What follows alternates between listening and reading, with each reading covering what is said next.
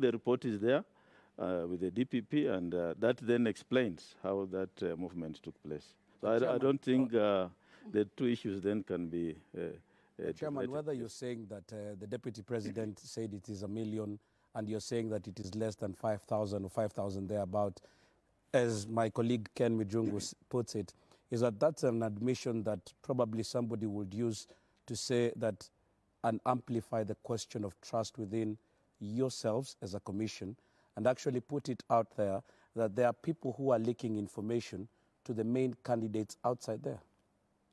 I would not, when you are running an organization, a lot of things happen. And I've just given you an example of 5 officers who have been found wanting, and there's a report with the DPP.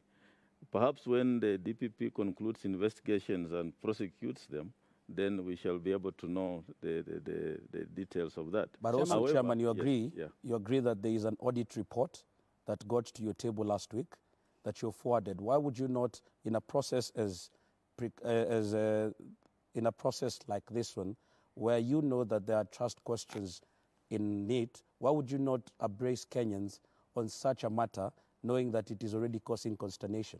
We did. We appraised Kenyans. We held a press conference here, released the audit report, and we spoke to it. Maybe it didn't come to your attention, but we addressed the issue about the audit report and the issues around the transfers, which were... Chairman, we'll get back to the specific issues about the audit report, but let's first of all conclude with the questions of trust. All right, and this goes perhaps to the CEO, and it's in line with what my colleagues have asked. And perhaps to quote what the Deputy President said, he said, and I quote, many of those names are people from what we consider our strongholds, so there is a clear attempt to try monkey business. 28 days to the polls, can IEBC tonight say that it is not involved in any monkey business ahead of the polls? Thank you very much. First of all, I would like to correct the statement. That's not what the Deputy President said. That's what he said on June 2nd. He didn't say that his voters were moved. In fact, he said actually they were actually removed, not even moved. No, he said many of those names are people from what we consider as our stronghold. Specific, wasn't he? First of all, let's go to specificity. The 1 million he talked about was not about being transferred. He said were removed. Right. And I said that I challenge anyone who has got evidence to that effect. Because I even said that we came from 2017 with a figure of 19.6 million voters.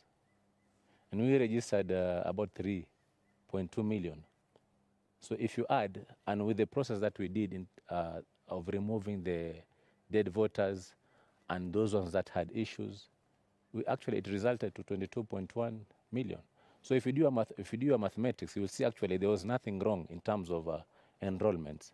The issue actually, when the issue was raised, the chairman actually said that the issue is not about voters being removed. It's about transfers. So actually pointed about transfers. And transfers, how did we realize it? It's during the verification process. That's when we realized actually there were issues, because when we subjected the register of voter to the people for them to go and verify their details, some started complaining. And now we started now to investigate internally what really happened. We personally, actually, me, I was the first one to write after we discussed the same in plenary. I wrote to all the county election managers that we are getting information regarding transfers and we need to validate that. So we want them to actually check their records and report to us on the same. In fact, we even told them that you need to actually collect, the county election managers were informed to collect all the forms for transfers and actually deliver them to the CEO's office. That was the start of the investigation regarding these transfers. It is not because the Deputy President raised it, it's because we actually noticed it during verification process. Chairperson, a week to the repeat poll on the 26th of October 2017, you addressed the Kenyan people and you said in the circumstances at the moment, you couldn't guarantee free, fair and credible elections. Why should Kenyans trust you in 2022 that you can deliver free and fair elections? Yeah, thank you for that question. We have been working on this election from 2018. After the 2017 election, we commenced the journey to the 9th of August, this year's election. We did the post-election evaluation report. We made recommendations for legal reforms. Unfortunately, they have not seen the light of the day. As a commission, we've done a strategic plan. We prepared the election operation plan, which we are working on, and where we are where we're supposed to be as far as the election operation plan is concerned. So in terms of preparation for the 9th of August, the team has actually done what it ought to do, and the commission is ready to deliver to Kenyans free, fair, and credible election. So I don't think then you can relate this with the issues about 2017. Why I bring up that point is that when you talk about preparations, however, you haven't been a team, a unit, or a block. I'm talking about the fleeing of Dr. Olusegun Akombe days before the repeat poll. April 2018, the resignation in a half of Commissioners Margaret Mwachanya, Dr. Paul Kurgat, and your Vice Chairperson, Connie Mainakatha. And there was a vacuum until the bringing on board of the other commissioners. How prepared are you? I mean, there's the trust deficiency in the commission because Kenyans are looking at you with obloquy. I saw a TIFA report yesterday saying the 60% of Kenyans trust the IEBC. I don't know if that's for you. For me, it looks good. For you, I don't know. But in terms of preparation for election, we as a commission, we are working together and we actually ready to deliver the upcoming polls. Yes. Chairman, kwa afisa mkuu wa IEBC, tumeona Bwana Chebukati amesema kwamba 60% juzi ilisema kwamba ina imani na nyinyi. Kuna hawa 40 ambao wamebaki. Nyinyi kama tume, pengine ni masuala gani ambayo mnayafanya sasa? Siku 26 zimesalia kujaribu kushinda ama kupata ile imani ya ile 40% iliyobaki. Nafikiri masuala ya trust ni tunasema kimombo perception, vile watu wanafikiria. Na watu wengi ambao watapiga kura ni wale watu ambao tunawaita mama mboga, ni wale wa chini ambao pengine hawafikii na information ambao tunawapelekea. Kwa hivyo sisi tunajaribu kwa sasa kuhakikisha kuwa zile information ambazo ni nzuri zitakana ziwafikie zinawafikia. Kama kwa sasa tumeanza kuzungumzia kuhusu ukienda kwenye polling station ni nini utahitajika kufanya. Kuna mambo kama ya teknolojia sasa tunayaongeleza. Tunataka waelewe kwa nini tunasema tuende namna hii na si kwa ile njia nyingine. So ni utaratibu ambao tunajaribu kufuatilizia kuhakikisha tuna concentrate na mama mboga as opposed to politicians. I think tumekuwa tukiongea sana na kuhusu masuala ya politicians. Lakini sasa tunataka kumove away from that. Tuende kwa yule mtu ambaye yuko chini kabisa apate kuelewa ni nini tunafanya katika commission. Tukisalia hapo kwa wanasiasa, mbona kuna masuala ambayo yameibuka hususan kutoka mrengo wa Azimio. Mfano ile swala la kwamba kuna maafisa ambao watakuwa wanafanya kazi katika hii shughuli nzima ya uchaguzi kwamba wametoka katika jamii moja. Sijui kama mnakubaliana na swala hilo ama pengine mnaweza kujiondoa vipi kwa swala hilo? Hatukubaliani na swala hilo kwa sababu nafikiri ukiangalia katika tume zote ama serikali, maagents zile za serikali, kama kuna tume ambayo inafanya recruitment kwa usawa ni actually ni commission, kwa sababu sisi tukifanya recruitment tunafanya kwa constituency. It is constituency facing. Inamaanisha kama kwa mfano tuko na county kama 8 za kutoka Rift Valley, tutapata watu kutoka huko.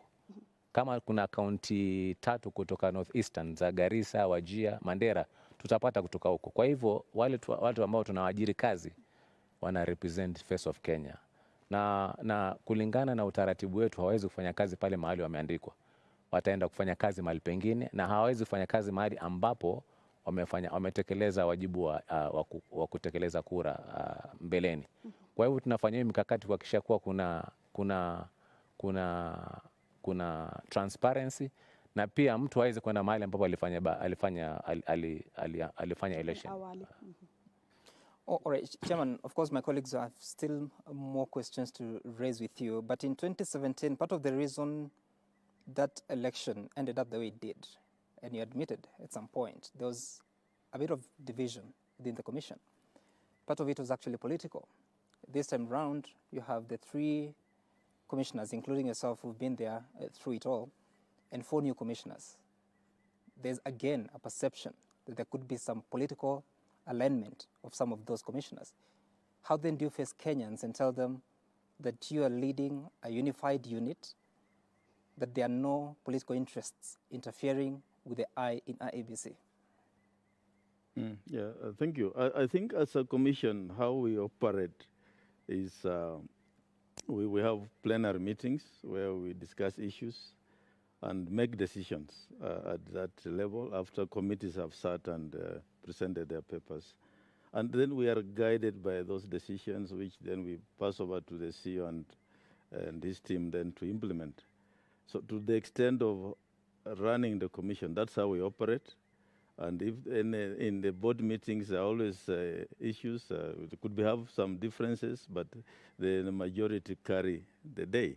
And to me, that's how we are moving forward. So as to whether there's interference with political dispensations from outside, that perhaps may not be within my knowledge. But what I know is we make decisions, we move on, and that's how we are going to deliver the election.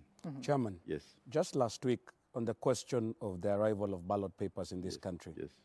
One of your vice chair said that you had called the previous night to say that the ballot papers were coming the next day. Yeah. One question that we will ask, for how long had you known that the papers were coming the following day? And isn't it questionable that the commission did not know that the ballot papers were arriving the next day, yet there are some members of the secretariat that knew and were running the show?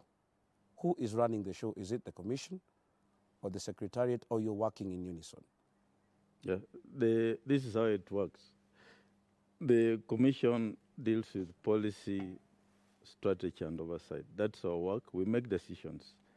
If it's about printing ballot papers, we tell secretariat, go and procure a firm, and then we move on. When it comes to printing ballot papers, then they tell us this is how we are going to print. These are the samples. Then we tell them proceed and print. So in the process, there's a team called a contract implementation team, a CIT, which then takes the responsibility of ensuring all those processes, including ballot proofing for purpose of ballot papers, and including the issue of how they'll be, freight will be done and so forth.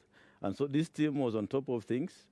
I think on the 6th in the evening at 8 p.m., that's when I also got a call that we have the first batch arriving the following day. And I informed the commissioners. And we had another function on the 7th with the Kenya Daima. And I had to go for that function, take half the commissioners to the airport, half remained behind. So there's nothing fishy about that.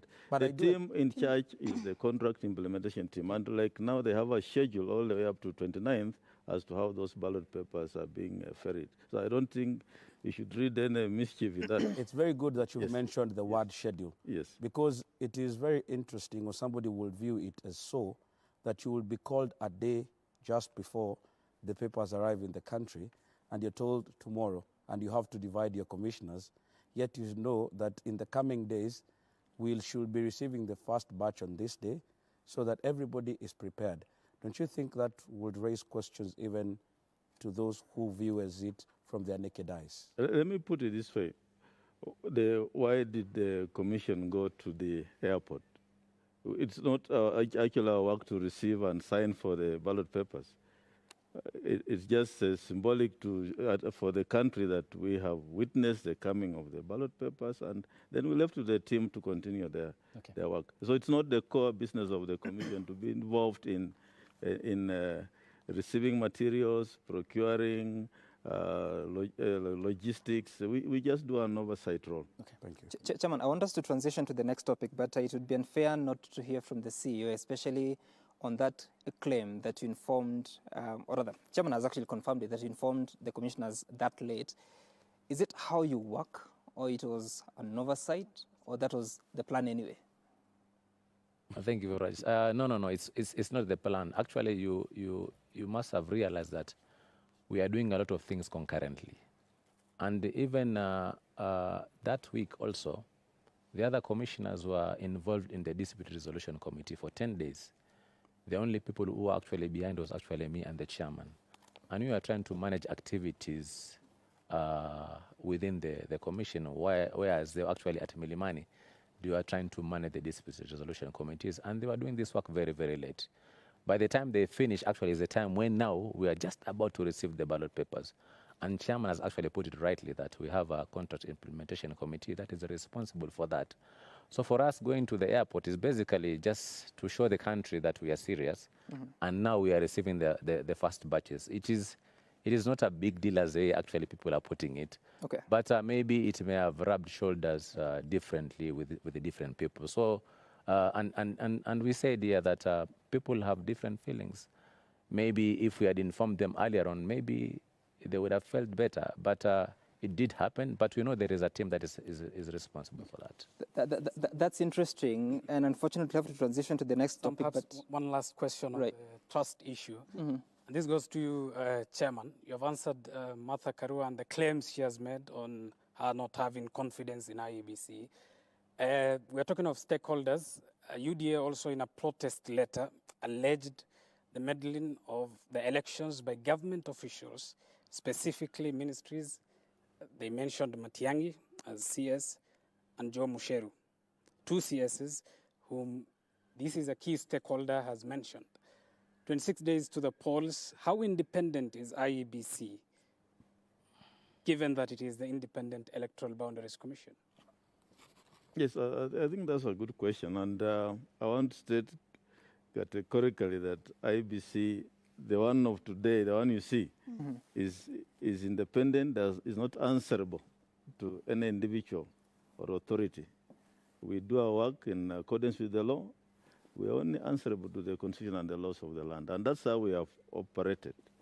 And that's why you have seen, if you have been following up, that we don't allow external forces to come and influence what we do.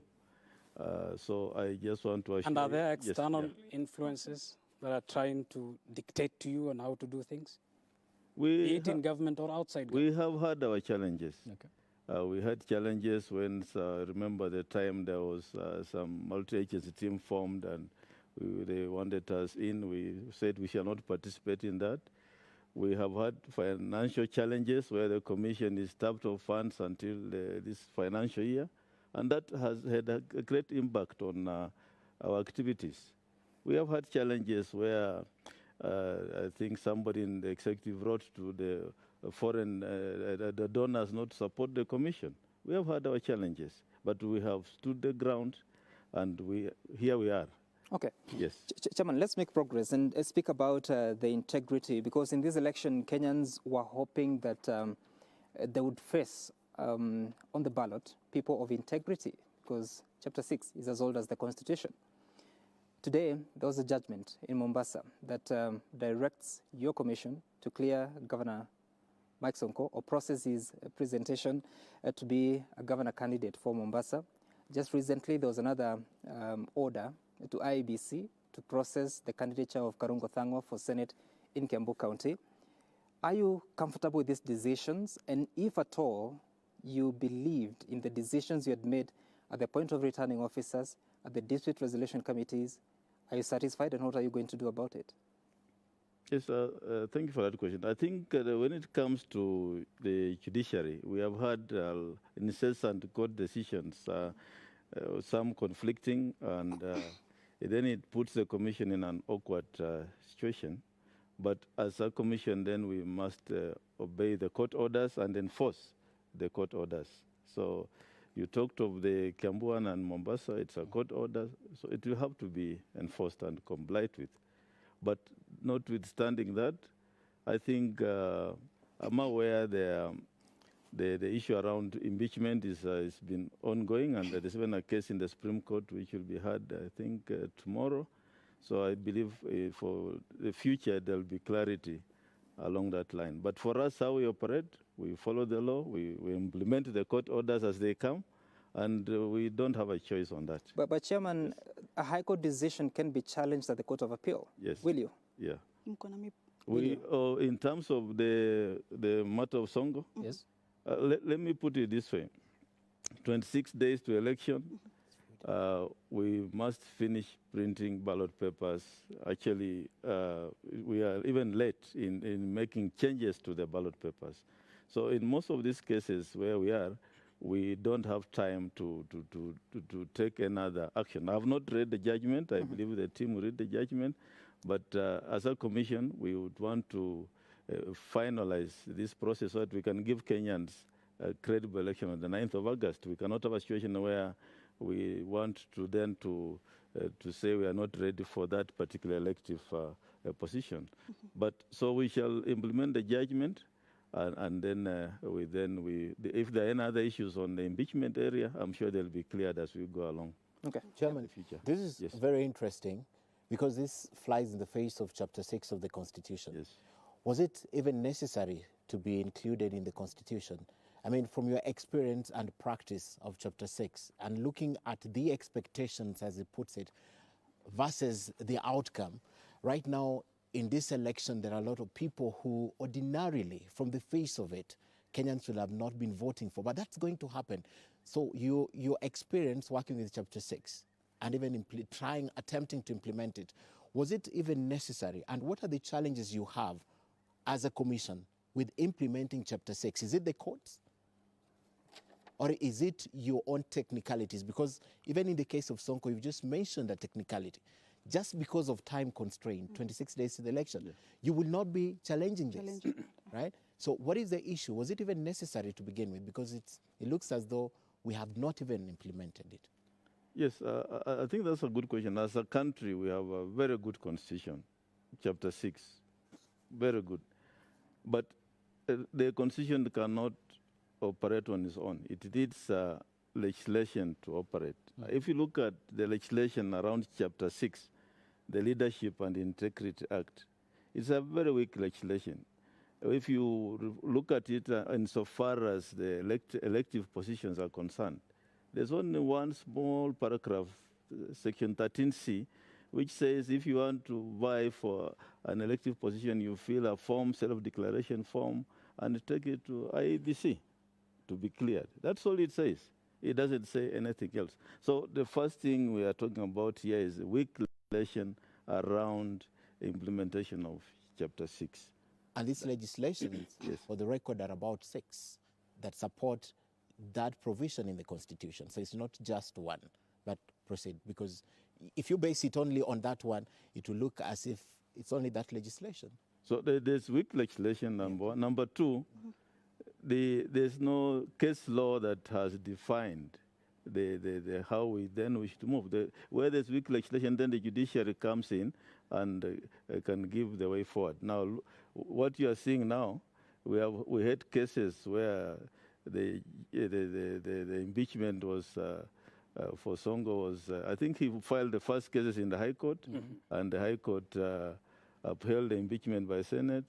But now what we are having now is can the High Court is saying he should stand. So there's a bit of incessant. Okay, Chairman, are your hands tied? By the There are names that you gave to the EACC for investigation. EACC gave you a list of over 240. Then you came back and said that your hands are tied and you cannot do anything with regards to this. I think out of the list of 240 40 names that you've given, it's only 2 that you actually acted upon. 5. Look at it. Yes, yeah. From 240, you only acted. Are your hands tied? Are you giving up? No. I think that's not the case. Let me tell you how we looked at the list from EACC. Okay. Yeah. There is Article 75 of the Constitution, which talks about impeachment and the issues around state officers and public office.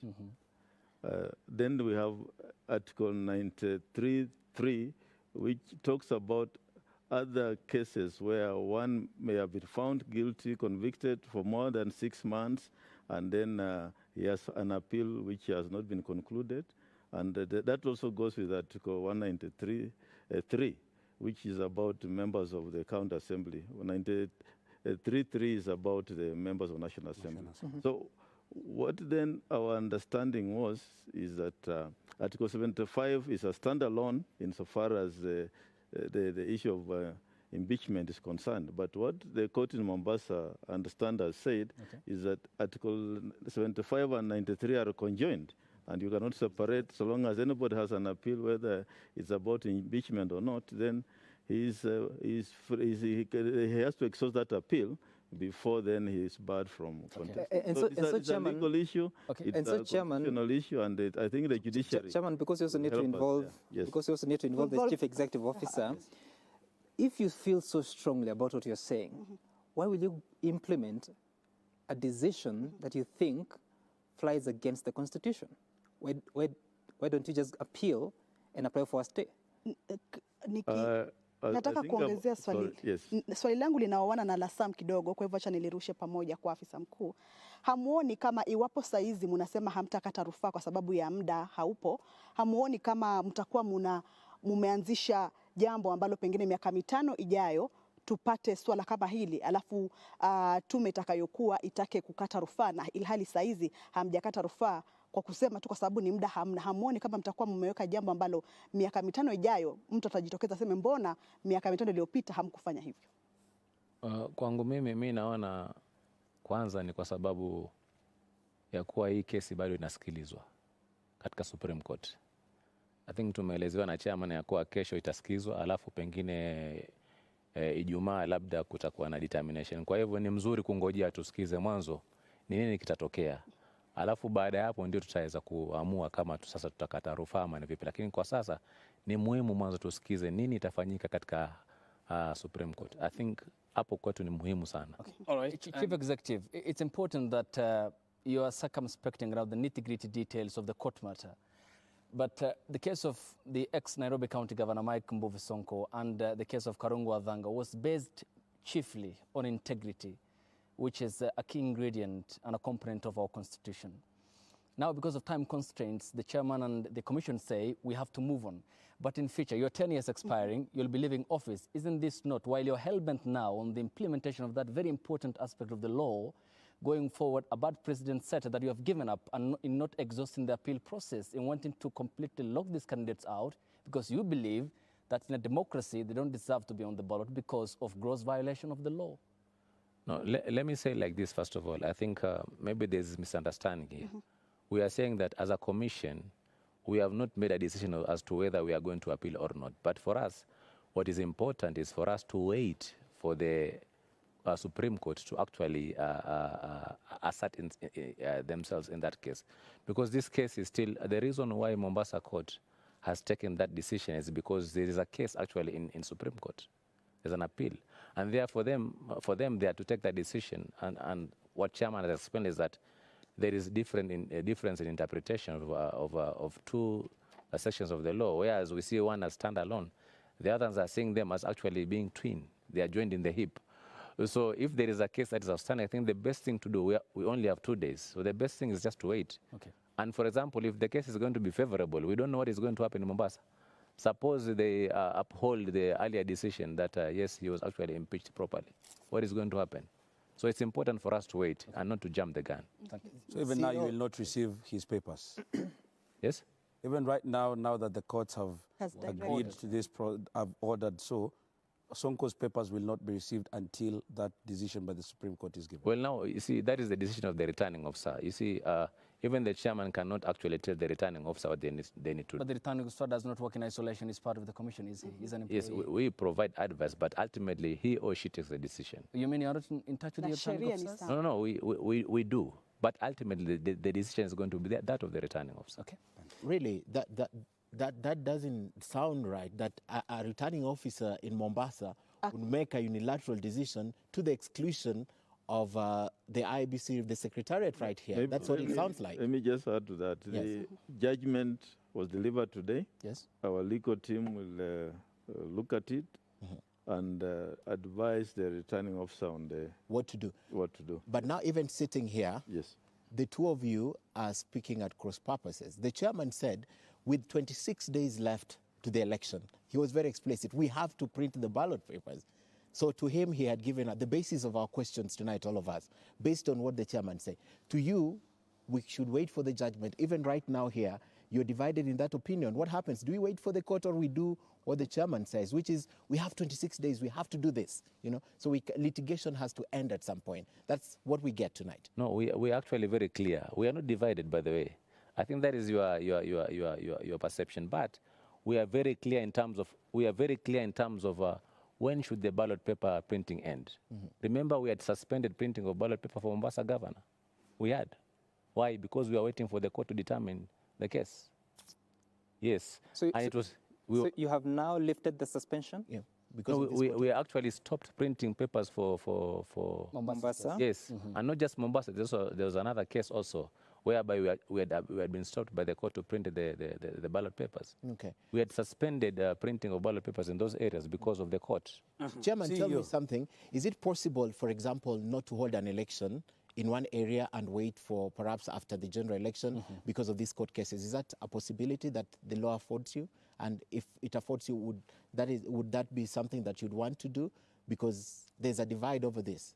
Is it a possibility? Yes, I think the law provides that in certain cases where the commission finds itself in an impossible situation to run an election in a particular unit, it can respond that election. But we, of course, we are not hoping to do that in any of the elective units in the country.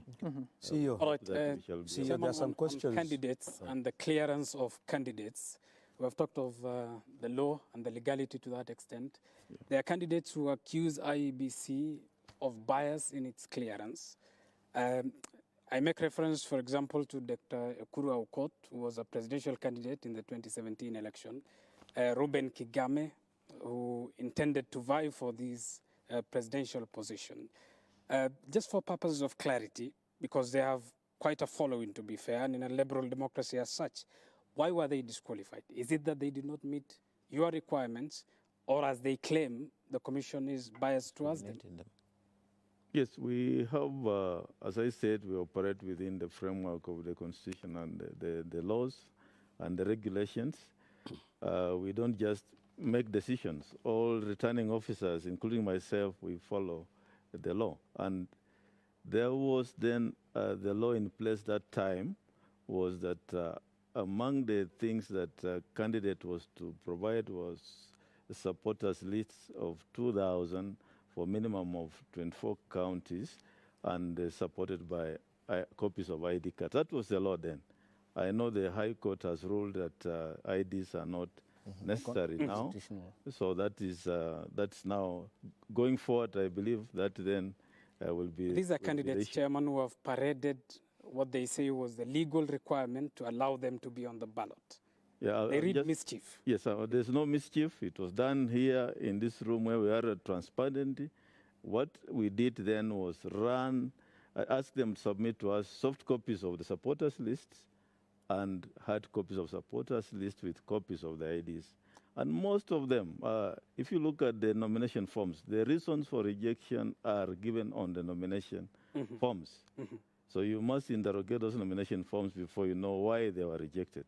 But in most cases... Just for purposes of clarity, yes, for the sake of Dr. Ekuru Aukot, who was a presidential candidate in 2017, why was he disqualified from the 2020? Yeah, he did not meet the requirements. Which were? Which included failure to submit hard copies with copies of the IDs. That was the requirement that time. And if you look at this nomination form, there are also other reasons which were given for his rejection. But Chairman, now, some of these candidates say that you accorded some candidates more time to get these signatures, given that it was not as elaborate as they would have wanted it to be. Don't they have a right to read? Okay, let me put it this way. Yes. Some of those cases are still in court. I really don't want to discuss them right here in this forum.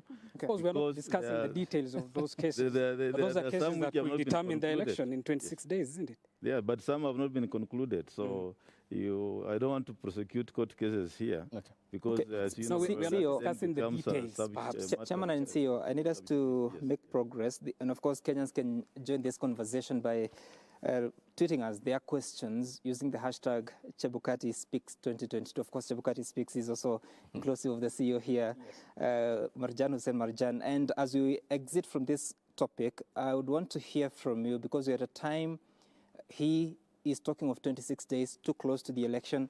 But also look at how other candidates have been cleared in this election, including the Nairobi governor candidate, that is Johnson Sakaja, was cleared on 7th of July. It was at the tail end of that window of clearance. How difficult is it, especially for IEBC, to deal with questions of integrity of documentation presented to you at a time that you have no authority to vet documents like what has been presented in this election? Well, it makes life very difficult for us. For once, for example, we do not have the capabilities of determining whether, for example, a document presented for us is actually legit or not. If, for example, a university degree certificate has been presented to us, and there's a letter from a Commission on University Education confirming that that degree is actually okay, we have no base of actually saying that this document is actually not true. And for example, if EACC, for example, were to say that this person should not be cleared, for example, like the documents that they provided to us in terms of listing of people that ought not to have been cleared, but at the same time, the self-declaration forms were actually given to them. It gives us very difficult, it puts us in a very difficult position as to which view should we take. The view that they have actually given us in terms of the self-declaration that they have given to the candidates, or the report they have given us. So it puts us at cross purposes. And therefore, for us, it makes our life very, very difficult. But for us, what is guiding us is the compliance checks that we have provided the returning officers. It's just a matter of ticking box in terms of whether these candidates miss these requirements or not. That is actually what made our life a little bit easier. But you can see now the issues that it has raised. Matters have been taken to court. And when they have been taken to court, we've got very little time for us to print the ballot papers. And therefore, it puts us in a very awkward position in terms of preparation as far as the logistics is concerned. What would you want to see moving forward to correct all these troubles that you're having?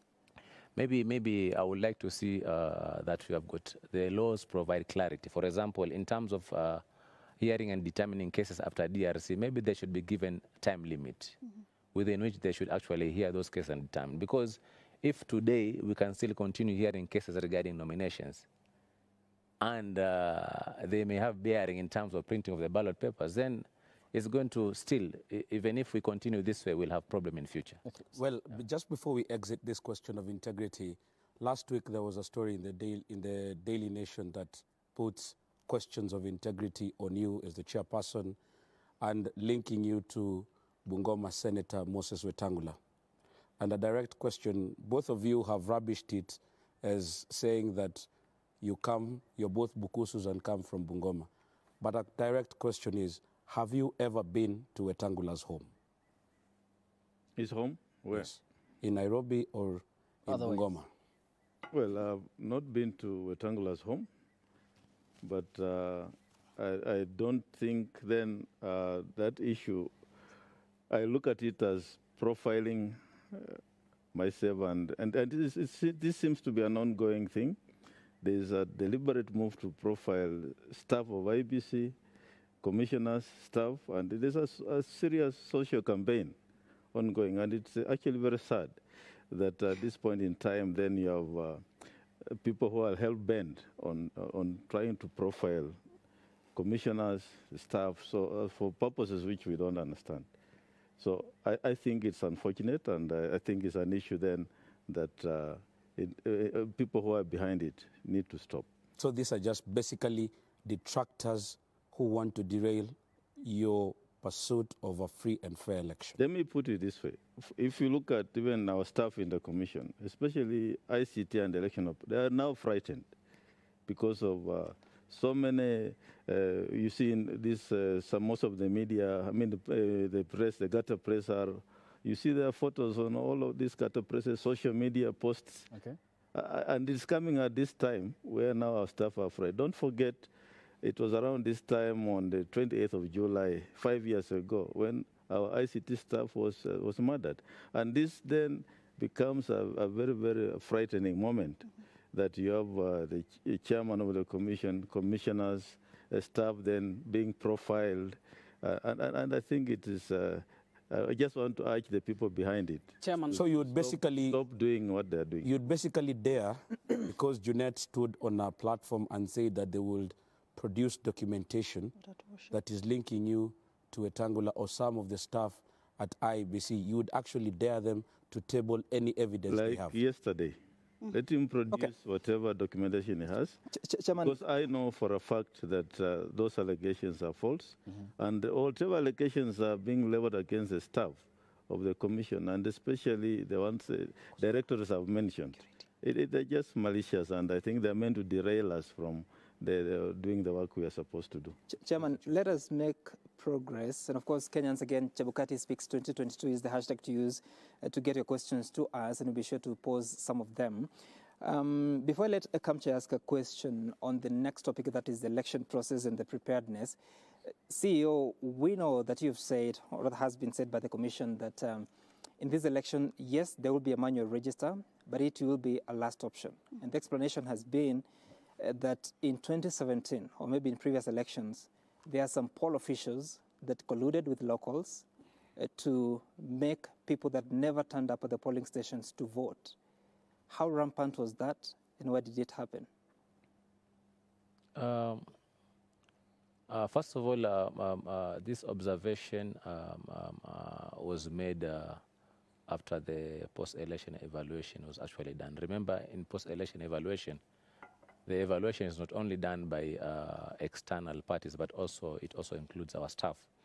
And that is amongst one of the observations that was actually made. But if you look at it practically, it makes sense, because you are looking at a situation whereby you are using two sets of registers at the same time. One is electronic and one is actually digital. So somebody is actually being identified biometrically, and at the same time also you are knocking off the name from the register. And therefore it provides that opportunity, even if it was not exploited, but it provides that opportunity that there is a risk that in certain areas, particularly in strongholds, it is possible for even people to collude and to... So a suspicion, or it actually happened? No, that is just basically, I'm talking about an opportunity. Okay. No, what I'm asking is, because for it to influence a policy decision by IEBC, it has to be a serious thing. So did it happen, or you suspect it can happen? No, one of the things that actually leads to point of that is when you look at for example, the presidential ballot paper, the ones that were actually casted, you could not be able to reconcile with the other position. It was actually more than that, and therefore that speaks to the fact that maybe at some point there was mechanically actually casting of the ballot.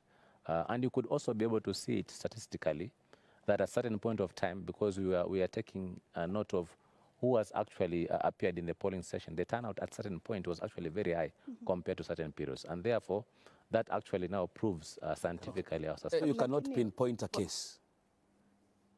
No, there was no case. Has it happened before, perhaps? No, okay. This was only my. I've been in this commission since 2015, and therefore that was. Let me go to the chairperson. First election. Based on the institutional memory, then, Chairman, has it happened before, or are these changes out of fear that it could happen? Let me put it this way: after the 2017 elections, we embarked on a post-election evaluation. This is a massive exercise involving all our 290 constituency staff, all the 47 county staff, and all stakeholders. And some of these issues actually came out in those stakeholder engagement. So you cannot then say we have statistics of what happened or what did not happen. But these are general expressions which were made in the stakeholder engagements, which then informed the post-election evaluation report. Okay, Chairperson, I want to dwell on this subject because it's very important. And the Commission has made it clear that the electronic voter register will be the priority and the manual voter register will be the last resort or the option thereof. Have you done due diligence on Smartmatic International, the company you had procured its services to provide the KIMS kits? Before I come to this company procurement, which I'll ask the CEO to comment on, because procurement is a function of the management. Okay. I just want to say that in 2017, on the 4th of August, the High Court in the Court of Appeal in the case of NASA versus IEBC outlined what then constitutes the verification process. And in that case, the first issue then is biometric verification. If biometric verification fails, then there's alphanumeric search of the details, which involves just an ID number being used then to procure the details of the voter. And if that fails, then you resort then to a fiscal register. Okay. That is in the law, and that law was made on 4th of August 2017, overriding then all the other issues which are there. Now, if we can move on from there, and then say that for the KIMS kits then to fail, we have other kits that are available for replacement. And then if you look at that as a commission, we are not coming from just, it's not our decision, it's what actually is provided for by that judgment. And that's how we come up with this framework. But on the issue of procurement, due diligence, I think... Allow me then to go to the Chief Executive Officer, because this area needs a lot of clarity about the Chief Executive Officer. And I ask you again, what level of due diligence did you do on Smartmatic International Corporation? First of all, I want to agree with the chairman that one is the procurement process was actually done above board. It was actually an open tender. Okay. And there is a committee that was actually appointed by myself as the accounting officer to do the evaluation of this tender. They are the same committee that are also responsible for doing due diligence. So before even award, there was actually due diligence that was actually done, and this actually involved going to places where actually they did election before. Okay. And to interview those specific countries where actually it happened, and also going to the specific areas where this farm exists. Okay. So those are two things that were actually done, and this they produce a report in terms of what actually they observed. One final question, Chief Executive Officer. Then during your meetings, you talked about the procurement process in awarding the company, in procuring its services. Did you know that the Cybercrime Investigation and the Coordinating Center, CICC, in the Philippines after the 2016 elections called on Smartmatics? It compromised the elections which led to the election of President Rodrigo Duterte. Did you know that in Uganda, the biometric voter kits failed, forcing the election officials to revert to the manual voter system? Did you know that in Venezuela, in Latin America in 2017, Smartmatic on its own acknowledged that the turnout voter figures were manipulated by at least 1 million voters? Did you establish this before you awarded the contract? No, because I rely on the evaluation committee after they do the due diligence and they provide me with the report. That is what I rely on. And therefore, these other news about that you are providing now are things that I was not even aware about. So the report you awarded never cited these issues? These issues were never cited. But this is a company that is seriously indicted by a cybercrime agency of a country. This, I think, it would require the company to respond, because I don't have a... But you're already in agreement with them? Yes, it's because this information did not even come to our attention. You are actually saying that, and it's not even confirmed. This probably will be based on information that you've been able to search maybe from the internet and the rest. And I think it would be proper at this particular time if this question can be actually directed to the respective company for them. No. I cannot speak on their behalf. Let me just finish up before Kamche comes in. One final question then, Chief Executive Officer. The chairperson earlier on talked about preparation process when I queried about how the agency ought to be a unit going forward. And we know all the disenfranchisement after the 2017 elections. You had 5 years before you procured this company. You never did due diligence. I mean, this, you know, elections in Kenya have high stakes, and we're heading into a consequential elections that will determine the next president of this country and across all the elected positions. I mean, this is, in the understanding of many Kenyans, you not doing your job. No, let me put it very clearly. This is a procurement process. You only commence procurement process upon provision of the budget. The budget for the purpose of general election was provided in 2021-2022, July. And therefore, that is a time when you can start procuring a vendor. You cannot be able to anticipate that 5 years later, I'm going to procure Citizen TV. You will only start procuring, and remember I said this is actually open tender. So the people who are going to participate in that tender is the ones that you are going to evaluate. So you cannot guess. But even before procuring Citizen TV, you will have already known what has been said about them before. No, I was just giving a Citizen as Bwana CEO, tusonge mbele. Swali langu litakuwa ni kuhusu elektroniki, sajili ya elektroniki na sajili ya kawaida ile tunasema ni manual yenye imekuwa printed. Tumeona kuna mvutano, Azimio wakiwa wanataka kuwe na ile sajili ya yenye ko printed na nyinyi mnavutia kwamba mtabaki na electronic, lakini tumesikia kwamba mawakili na wale wataalamu wanasema kwamba pia elektroniki iko prone to manipulation, na nyinyi mnajaribu kukimbilia elektroniki, manake mnasema manual nayo iko na urahisi wa kwamba watu wanaweza ku dodge numbers pale ama figures na wabadilishe majibu. Kwa nini? Na tunajua kwamba sheria kando na ile ambayo Bwana Chebukati anasema kwamba mwaka 2017 kama sijakosea kulikuwa na ile ruling ya Court of Appeal kwamba mtafuata hisha, lakini sheria yenyewe inasema kwamba lazima kuwe na ile complementary system ambayo ni manual. Lakini nyinyi tunaona mnajitoa pale mkisema kwamba mnataka kuondoa kudojiwa kwa namba, lakini tunajua pia upande wa elektroniki inaweza kuwa prone to manipulation. Unaweza kujitetea vipi pengine? Kwanza nataka kusema kuwa sisi hatukatazi watu kutuelezea kuhusu hisia zao. Kama kuna watu wako na tashwishi kuhusu zile kits ambayo tutatumia ama mfumo ule tutatumia, ni mzuri wakituelezea ndo tupate kuweza kuwaeleza utaratibu wake, waelewe kwa nini tunasema tufanye hivi na sivyo vile wanavyotaka wao.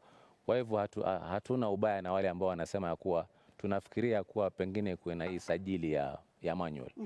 Na sisi hatujakataa kuwa kusiwe na sajili ya manual, lakini tunasema ya kuwa hiyo itakuwa ni kitu cha mwisho ambacho tutumie baada ya kuwa kama kutakuwa na failure technology, kama technology itakuwa haiwezi kufanya kazi.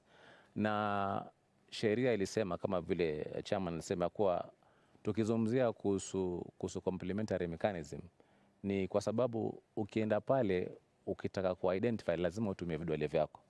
Vidole vyako vinaweza kuwa si vizuri kwa sababu ya zile kazi unazofanya. Kwa hivyo kama itakuwa si vizuri, kuna njia nyingine mkabala ambao unaweza kutumia. Tutatumia kitambulisho chako, tutatumia namba zako, tutakuangalia na ile information yako tutaweza kuiona pale kwenye tukiiona basi tutakuruhusu upige kura. Lakini kama itaharibika kabisa ule mtambo, basi sisi tutaenda mwanzo, tuko na backups kits ambao tunaweza kuzitumia pia. Lakini pia kama tutaishiwa kabisa, tutatumia hiyo sajili. Nadhani upande wa Azimio unaelewa hilo, lakini kwa nini mnaona wanasukuma? Nadhani ni nini wanasukuma kuwe na hiyo manual register? Wao nafikiri wamejieleza vizuri ya kuwa hawataki kuwa mtu aende kwenye polling station na asiruhusiwe kupiga kura kwa sababu ya kuwa pengine teknolojia haikufanya kazi. Na hayo sisi tunakubaliana. Sisi tunataka kila mmoja akienda kwenye polling station akubaliwe apige kura, mradi ya kuwa yeye ni mmoja wa wapiga kura. Na hapo tunakubaliana kabisa. I have follow-up questions and I want to be more specific on Section 44 of the Elections Act. But first, because you're answering that, I'll go to 44A. I want you to explain to me before I go to the chairman, 44A, what complementary system means, because the law says this. Notwithstanding the provision of the two sections 39 and 44, the Commission shall put in place a complementary mechanism for identification of voters and the transmission of elections. Let's talk about identification of the voters. How can technology, how can the same system that we're talking about be complementary in that it's a KIMS-kit? So I can't use my thumb or my finger, but you want to make it look like my ID with the same technology is complementary. Could this section also have meant that a complementary system could be this manual register and not necessarily part of that technology that we are saying It's the Kim's kit, it's the technology, it's everything, but let's get something aside from this. So aside from this, could it not be that this section contemplated the register, the book? Maybe, but I think the chairman has explained that there's a court ruling. There was a civil appeal number 258, whereby, and in that ruling, actually, it set aside the sections of the law you're talking about, and actually, it affirmed the procedures we actually explained in the memo that was provided then. So, to that extent, we want to associate ourselves with that procedure. When you talk about biometric versus biographic, the default method when you go to the polling stations is for you to use biometric, because biometrics are actually unique. You know, even your ID you can actually share with somebody else. Do you know that? The number. Yes, and therefore the default that is actually unique completely is your biometric. Okay. But in case it fails, because we have also captured your picture, we have your details, when you actually enter your ID, you can be able to retrieve the information. We'll see your actual photo there. Suppose also you don't have hands, we should also have a workaround method of identifying differently. Okay. And that's why we are saying that complementary should also be in terms of your biographics, not necessarily your biometrics.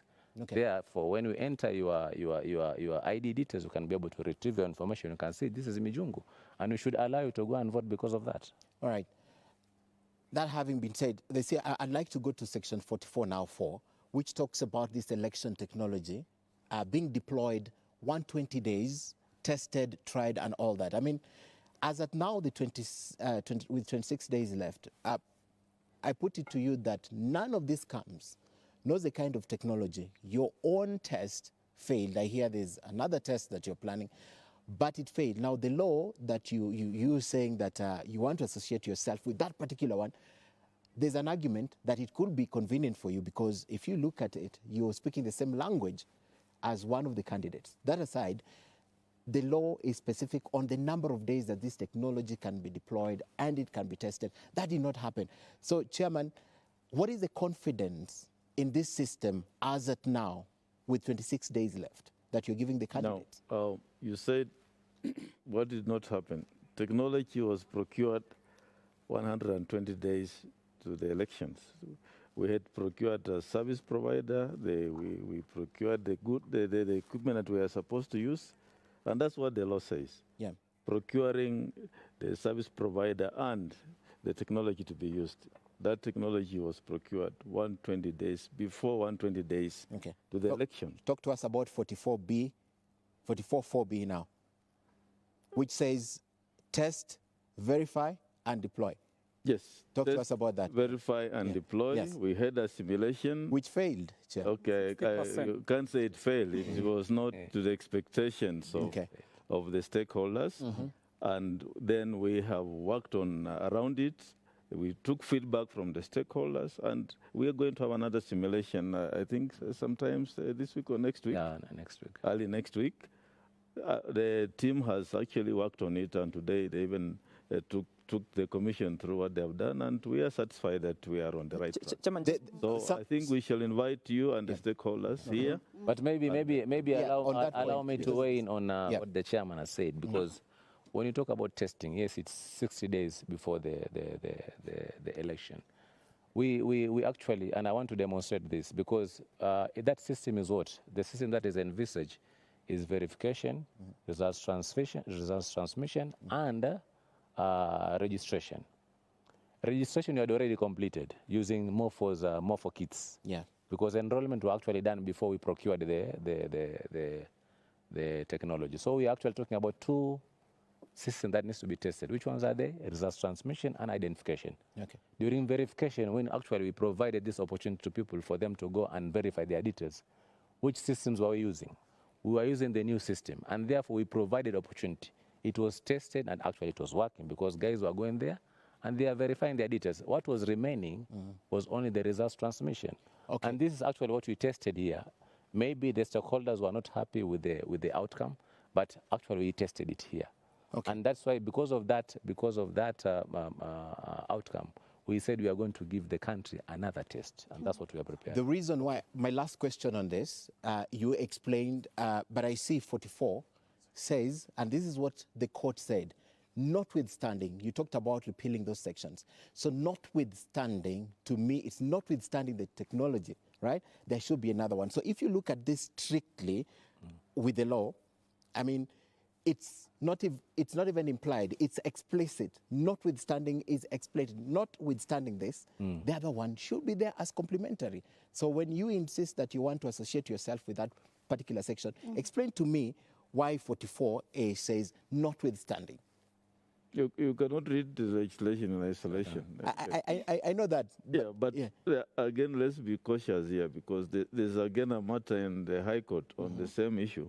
We don't know what the court is going to decide on this matter. That's why we said as a commission, we shall print the register and have it available and await the outcome of that court decision. Chairman, so there's a possibility we'll have both of them, again, depending on this. When it comes to the court, as I said, we shall implement the court order.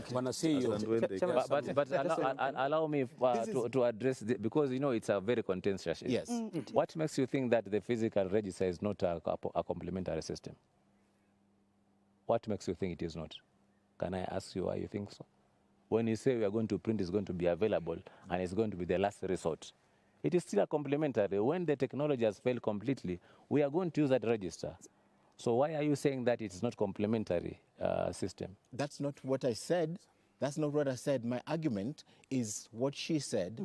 Azimio is pushing one, and then Kenya Kwanza is pushing another one. And it seems the IEBC, because of the foregoing reasons that you have explained, prone to manipulation and all, they are considering only, and the chairman has made this clear, they want only those present at the polling station to vote. Now with the manual one, like a book, you can vote. You can see the people who've not voted, their ID numbers are there, and they can key into the system and vote for them. So that's why you want it out. So I never said myself it's not. But my question is, why is it that there's a contention within this, yet the law, section 44A, is very clear, even based on that code of honor, notwithstanding 39, which talks about it explicitly also, right? Notwithstanding. So my contention was notwithstanding, and the other one, why do you want technology? Why do you want my computer to be complementary instead of just bringing the manual one? The manual. Na tunafahamu kwamba sajili itakuwa ni ile sawa. Mnasema kwamba sajili ile kwenye elektroniki ndio itakuwa sawa na ile ambayo itaprintiwa. Iko sawa kabisa.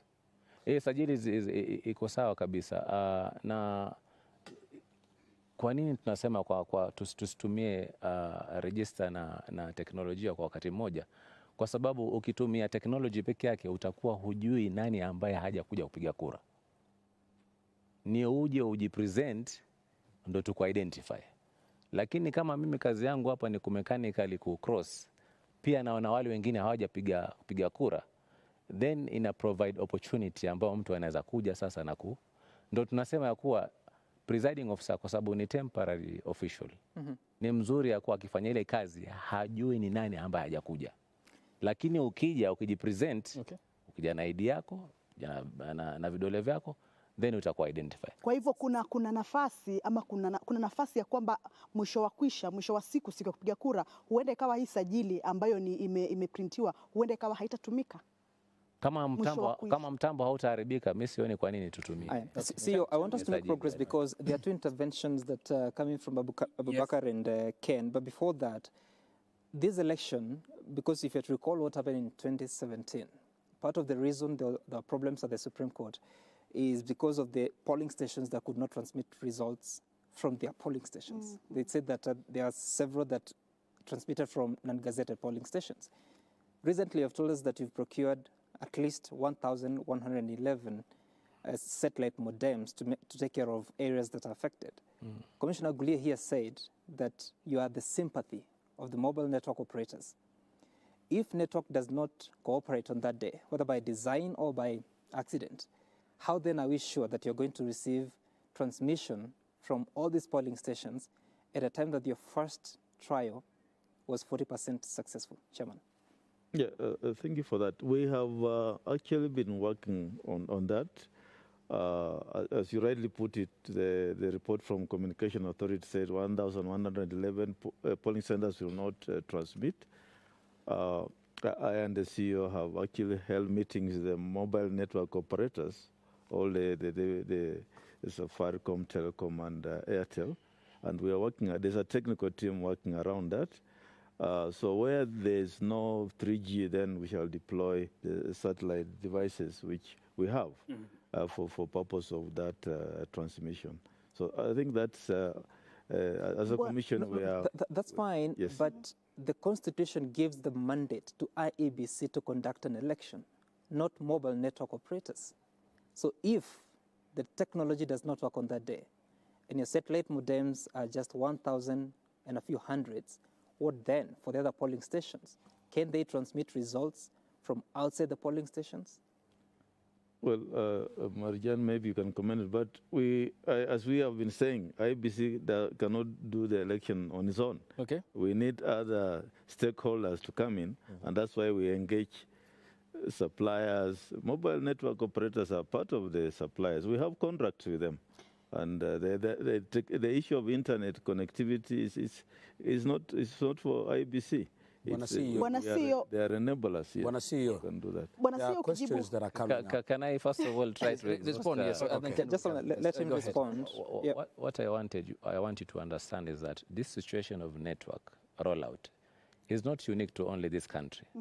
I don't think there's a country that has got 100% rollout of 3G and 4G. So it is not unique to us. It is something that we envisage to be in many other countries. And therefore, there must be solution where, for example, there is no network. There must be possibility of where actually the presiding officer can actually move to another place and be able to transmit the same. This, what we have done is to ensure that at each and every tallying center, the 290 tallying center at the constituency, they will have actual network. And in addition to that, we are talking about 1,111 centers. Centers, within a center, there are polling stations. A school, for example, is a center. Within that school, there will be several classes which are going to be polling stations. If we provide one satellite modem in that specific area, it will provide wireless network to all those classes. And I want to believe that at the end of the day, they should be able to transmit. All those polling stations, that area should be able to transmit. But it is possible that certain areas may still have difficulties in terms of having 3G and 4G. Where that is the case, the presiding officer should actually be able to transmit the same at the tallying center.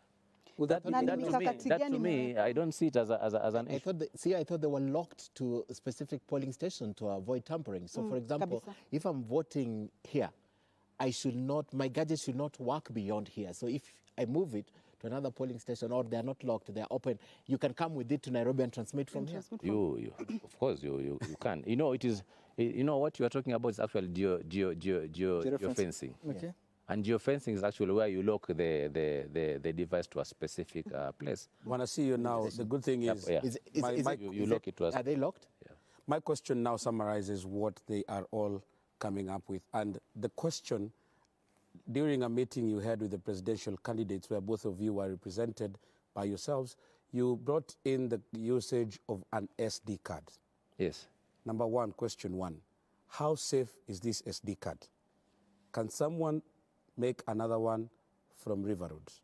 Number two, now that you have, by admission, said that that KMS kit can be moved to another place for transmission, and the question that has been asked by Ken, and another one that has been brought up by Sam Gituku, where there were cases in the other election where ungazetted polling station transmitted results.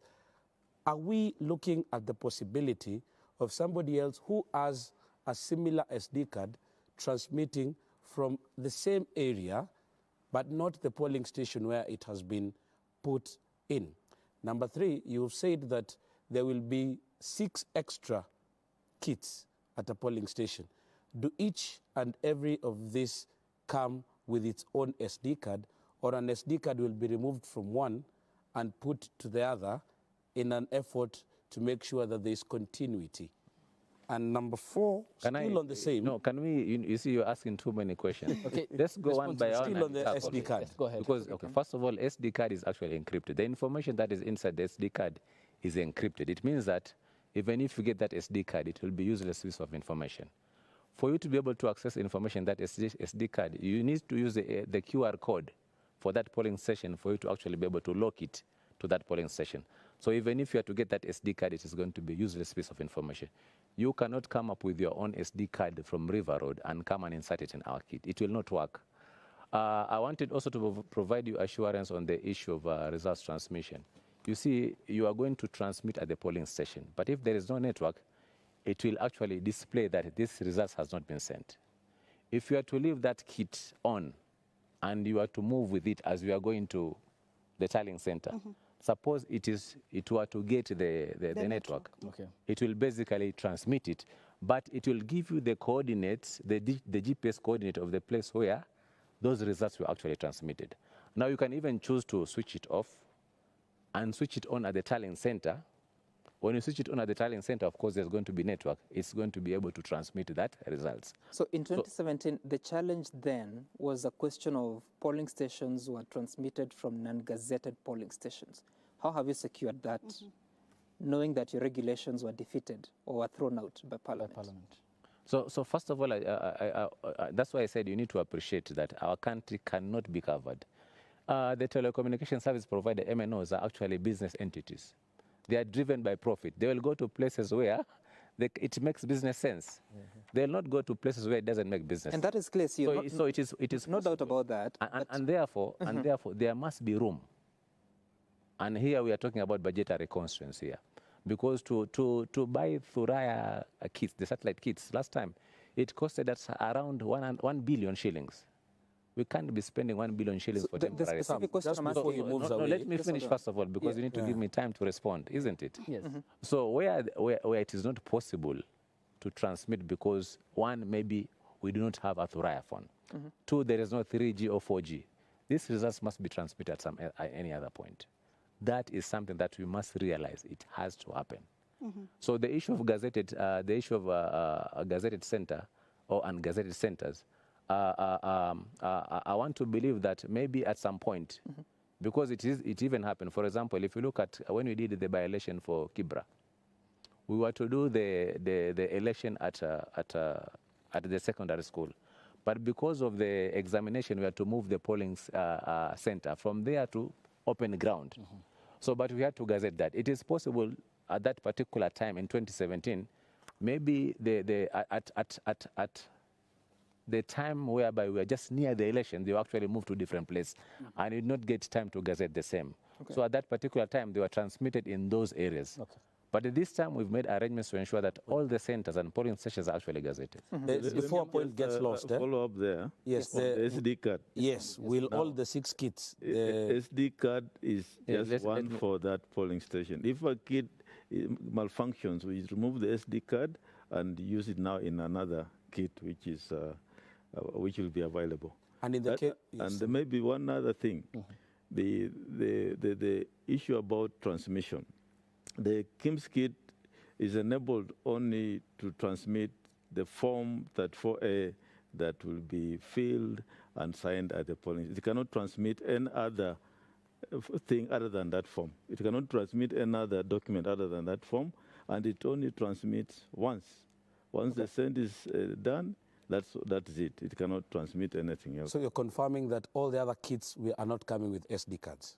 No, they will not, because you see, to provide that simple swap, once the kit has failed, it cannot work. What you need to do is basically just to remove the SD card. And maybe the SIM cards, because it has got primary SIM card and the secondary SIM card. Then and just insert them in the kit. You power it on. You take the QR code and it's on. The information still is resident in the SD card. One of the primary concerns that came out during your meeting with the presidential candidates was the United Democratic Alliance and Kenya Kwanza by extension did not have so much of a problem with the usage of these biometrics.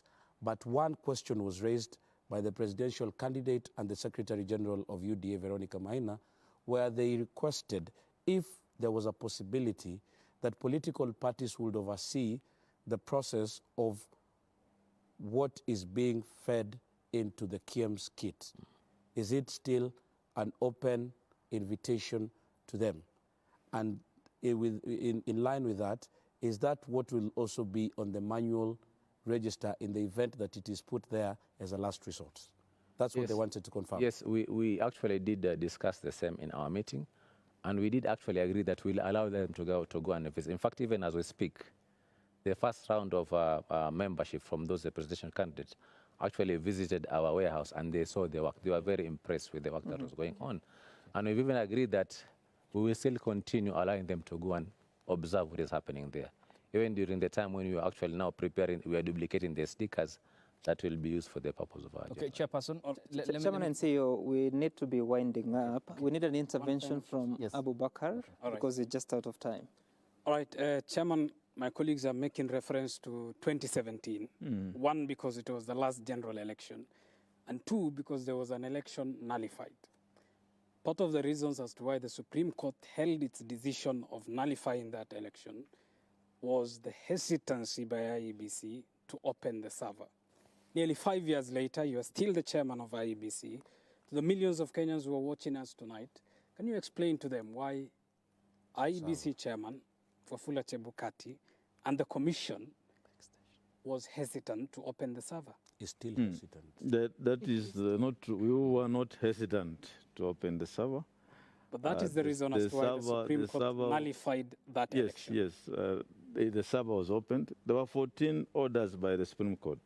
And giving access to the teams then that had come to the, were sent to have access to the server, it took time to create access rights because the company then that was involved is also does a lot of security work for other institutions. But Chairman, let me answer your question. Election. Let me answer your question.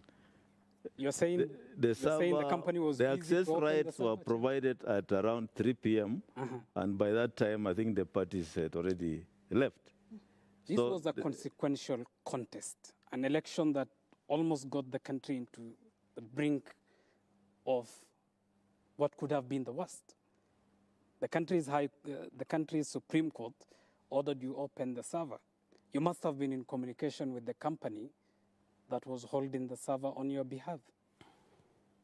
So have I not answered you? I'm saying the server access rights were given. Okay.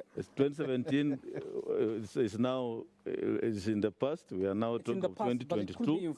And what you should be asking me is how are we prepared for 2022? I think that's the conversation we should be having With now. respect, I'll ask you how you are prepared for 2022. The past is equally important.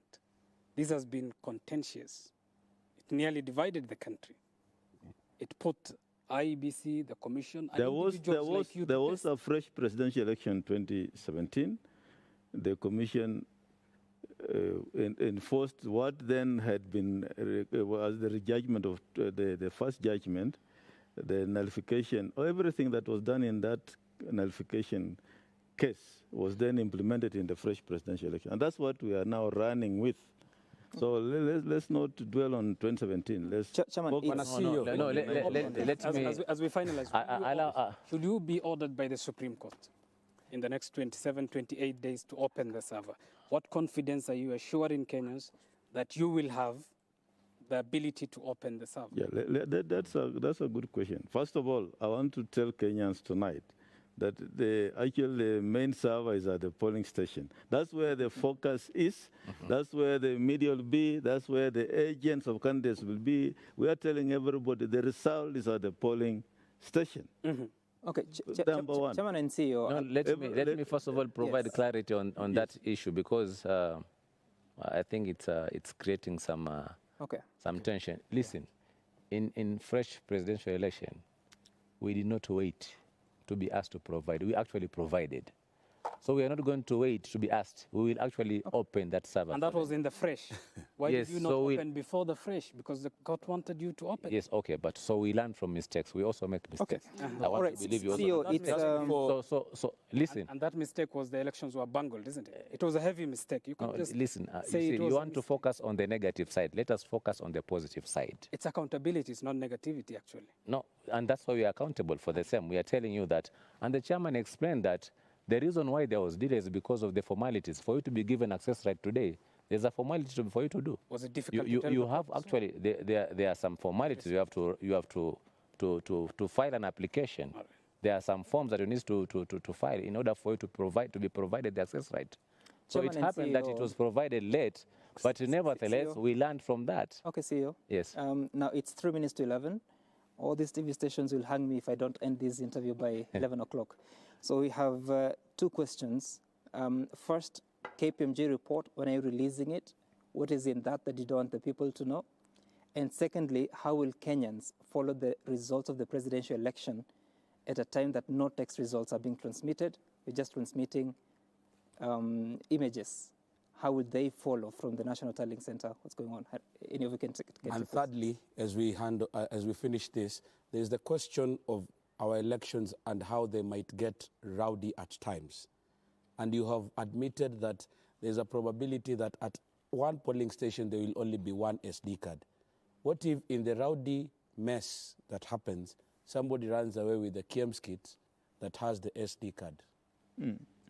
I think you Let's go ahead, Chairman. take the other one. I'll do the last one. Am I to start first? Or? Yes, go ahead. That one. Yeah. I start with the last one. Yes. Yeah, we said that why we are saying that you use the SD card that is actually in the polling station is because it already has the information. It has information regarding the register. It is possible that, as you are saying, that people may actually run with that. If it happens, then the complementary method we are talking about, if it's going to be very, very difficult to actually get another SD card, we have the physical register. So I don't think it should be an issue per se. Okay. But I want to believe that there are policemen. We have got 2 policemen in the polling station. So if a KMS kit fails, we should be able to get the other backup kit, and we'll be able to swap it in front of people as they are seeing. Please, Yes, Chairman. CEO and Chairman, deal with the 2 questions, Of KPMG and how Kenyans will follow results. Any of you can take it. Yes, Chairman. Maybe the CEO can comment on that. But as a commission, we have instructed management then to release the KPMG report. What they were working on was the implementation matrix, because we are alive to the fact that in this country, if we don't tell Kenyans what we have done about the report, then the media houses will be more full of what we have not done. So I think the CEO has worked on it.